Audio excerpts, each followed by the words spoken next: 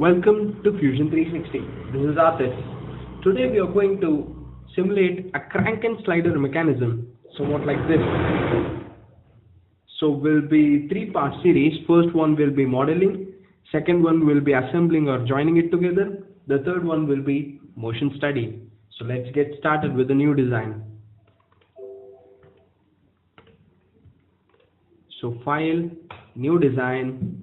We need four basic components for crank and slider mechanism. The first is base, crank, connecting rod, and the slider itself. So first we'll select the parent document, we'll create a new component and we'll name it as base, which will be our ground, which means fixed. Second, we'll select the parent component, again new component.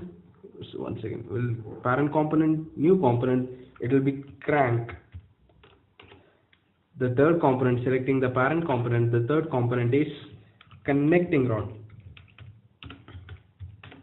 Now selecting the parent component, the fourth component is slider. So it is a good practice to initially create all the components and then work on it. So first we'll select the base. Now in order to model it, first we'll create a sketch, select a plane, we'll create a center rectangle, so rectangle, center rectangle. The other way around you can do is, you can just select the rectangle.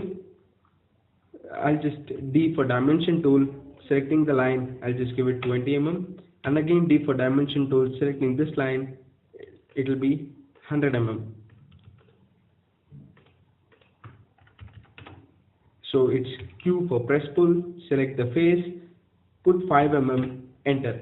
Now I need a small pin over here, so I'll just C for circle, select the plane, I'll just O-track the midpoint here, C for circle, I'll just 3, couple of tabs and couple of enter. Q for press pull, select the face, extrude it to 5 mm, that's it. So that's it for the base. Now I'll activate the crank component. Be sure to make the ground as your base. So activating the crank, I'll just select this face, C for circle, actually crank is basically a slot, so I'll draw a center to center slot. So center will be around 25, I'll just 5 mm radius of the slot.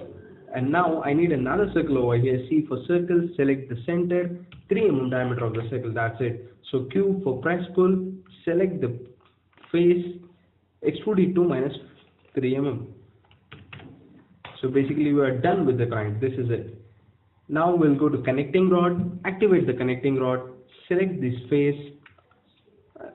Connecting rod is also another slot, center to center slot, select the center. We'll just create it to 60, as same as crank, it will be 5 mm radius. So that's it, we need another circle here, C for circle, select the center, 3 mm diameter, enter. And now we have to Q for press pull, select the face, note down here and you have to control select this thing. We'll just extrude it to 3 mm. Now I need a pin over here, so basically I'll just edit that. So I'll control select this, enter.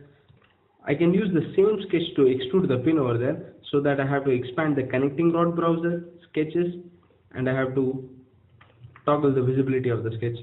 I'll just select the surface, Q for press pull, I'll just opposite the direction to, I'll just select the distance to 2 and this face.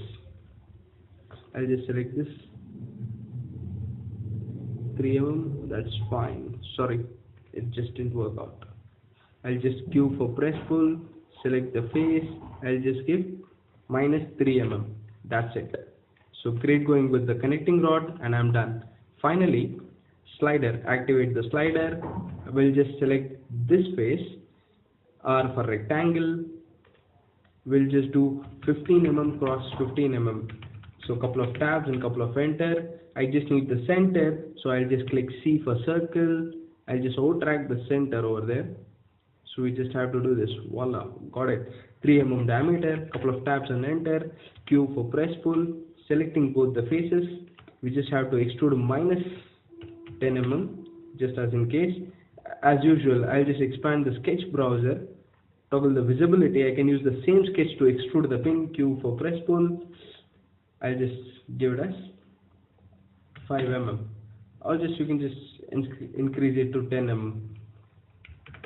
That's it. Now we have completed the model, and the next stage we'll try to create the assembly joint so that we can simulate it with the crank and slider mechanism. That's it for today. Check out the part 2. Thank you.